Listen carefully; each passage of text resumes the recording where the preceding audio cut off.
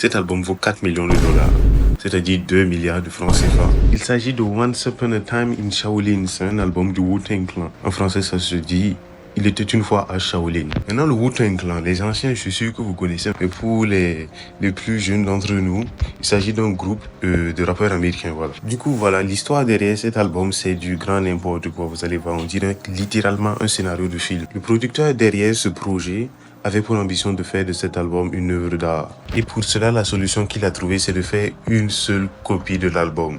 Rien sur les réseaux sociaux, juste un seul CD pour que la valeur elle monte. Du coup, pour éviter une quelconque fuite qui aurait justement baissé la valeur de l'album, qu'est-ce qu'il a fait? Il a travaillé dessus en solo. Pour la plupart du temps, il était tout seul. Il a gardé l'idée dans sa tête et il essayait vraiment de tout faire pour que personne ne s'en rende compte. Même pas les membres du groupe. Parce que le mec, il fait pas partie du groupe, c'est juste un producteur qui fait les sons et tout et tout. Mais il voulait que personne ne sache. Il s'est rendu compte très rapidement que tout seul, ça allait être beaucoup plus compliqué. Du coup, qu'est-ce qu'il a fait? Il a mis dans la confidence le chef du clan. Il s'appelle Riza. Et ils ont donc commencé à taffer à deux sur l'album sans que le reste du groupe ne sache. Du coup, comment ils ont fait pour enregistrer l'album? Comment ils ont fait pour que même les membres du groupe même n'étaient pas au courant? Vous allez voir, c'est juste une dinguerie.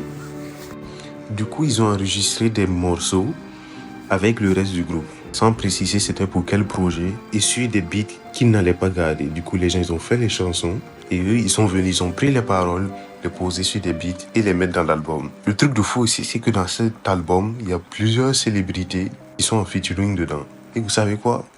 Ils le savent pas aussi. Du coup, ils se retrouvent sur un album et ils ne le savent pas. C'est que 3 jours avant l'annonce de l'album, que le reste du groupe a appris. Voilà, pour moi, c'est en 3 jours, on voit la vérité. Ce qui se passait depuis quelques années et qu'ils n'ont pas remarqué. Bien évidemment, ils se sont sentis un peu trahis, un peu de mensonges, mais je pense que de nos jours, ils sont cool.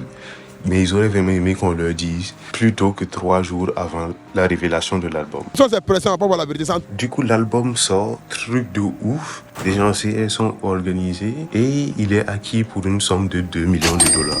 Maintenant, la personne qui a acquis justement cet album-là, c'est quelqu'un qui, voilà, il a eu des problèmes avec la police. Du coup, on a récupéré tous ses biens, dont Once Upon a Time in Shaolin. Du coup, toutes ces affaires saisies et gardées par la police. Plus tard, ils ont organisé des enchères et c'est là que l'album est parti pour 4 millions de dollars. Du coup, ça, c'est l'histoire de Once Upon a Time in Shaolin, l'album qui coûte 4 millions de dollars. Celui qui l'a acheté maintenant organise des sessions d'écoute dans lesquelles les gens peuvent passer et écouter l'album.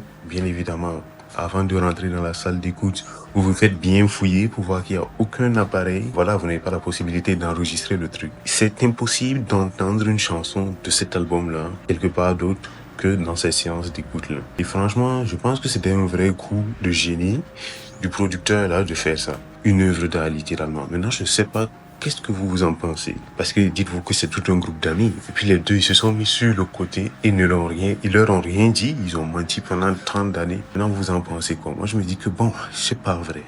Je sais pas. Bon, bref. Si vous avez plu, n'oubliez pas de lâcher un like. Passez une bonne soirée.